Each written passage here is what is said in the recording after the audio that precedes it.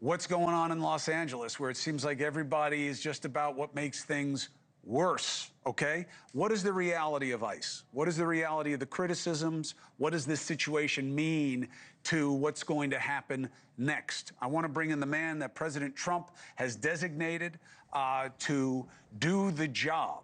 White House border czar Tom Homan. Tom, I know they're running you ragged, and I appreciate you taking the opportunity. Thank you. Look, I've been listening to your last two segments. You got a pretty good show going, so very interesting. I'm glad I got in here early. Thank you, Tom. Thank you. I appreciate you finally watched the damn show. So let me ask you this: let's deal with the politics quick, so we can get to the policy. Governor Newsom, instead of controlling the streets, is trying to control the narrative here in a way by saying they're going to come arrest me. They're going to come take me. That's what's going to happen.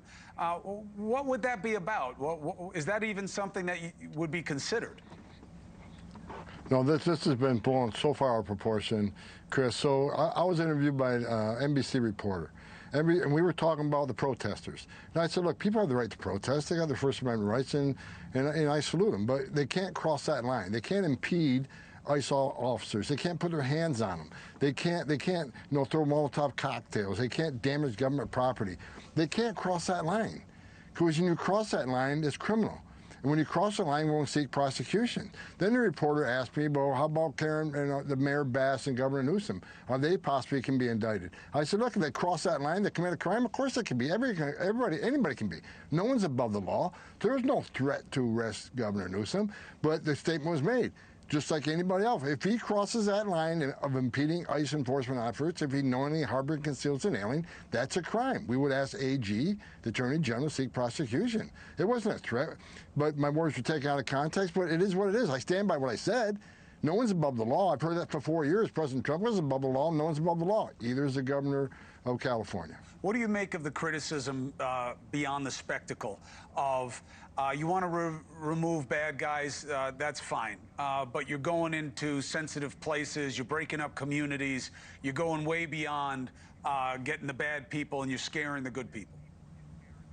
No, it's just a false narrative. So, like, what started the protests in L.A.? I was there. I went to L.A. Wednesday night to kick off an operation, a surge operation. And the first place we went to, we served 3 criminal search warrants at a business. And they had a couple locations. What was that investigation? It was an investigation concerning money laundering, tax evasion, and customs fraud. We got a company that brought in over $87 million of goods in the United States, underdeclared, and they failed to pay $17 million in tariff taxes. And as a part of a bigger overarching investigation, how some of this money on these companies is being funneled to Mexico and Colombia to fund cartel activity. So we served criminal arrest warrants, and when we went in to arrest them, we arrested 40 illegal aliens that worked for this company. And the same day, we had teams out in the street. We arrested a Vietnamese national that murdered 2 young teenagers at a graduation party. We arrested several child sexual predators. We arrested someone that was convicted of rape. We arrested someone that was domestic violence 3 times over again. We arrested an illegal alien who was convicted of unlawful penetration of a foreign object, which I didn't even dig into that case. But we took a lot of bad people off the street that day. But when the protesters came, they're thinking, okay, this is another enforcement operation. They didn't ask the details of the operation. We tried to put the information out, but it wasn't covered. So in the middle of that search warrant, protesters started coming. Then they blocked the agents from leaving safely with the people we had in our custody and the evidence we had in their custody. And of course, the Mayor Bass told, and we called for assistance because now it's becoming a public safety issue. And Mayor Bass told him to stand down. So look, after 2 days of the violence occurring in L.A., President Trump, I think, made the right move. He called in the National Guard to protect government property, government officers, and public safety. And that's what he did, and I applaud him for it. What do you think the message is of the protests? Protest. That's your First Amendment right. Show your signs, yell and scream all you want, and give your opinion about ICE operations. But keep it peaceful. I mean, I'm with you about that, Tom. But what do you think of their message when it is peaceful? That you guys at ICE are being asked to do too much with too many in ways that go too far?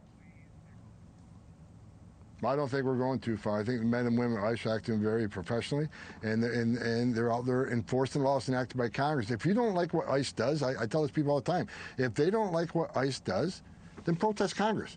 Because ICE is simply enforcing laws enacted by Congress. And when they go arrest an illegal alien, they're arresting an illegal alien who has a final order issued by a federal judge.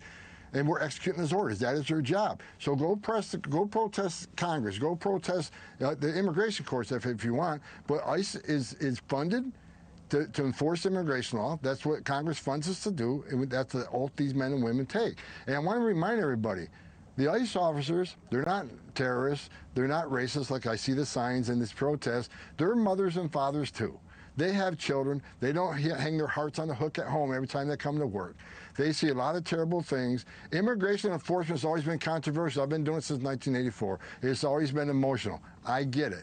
But we got a job to do, and we're going to do it. And we're going to do it every day in Los Angeles and every day across this country. Thank you for watching. Subscribe below and download our NewsNation app right now on your phone, and you will get fact-based, unbiased news for all Americans.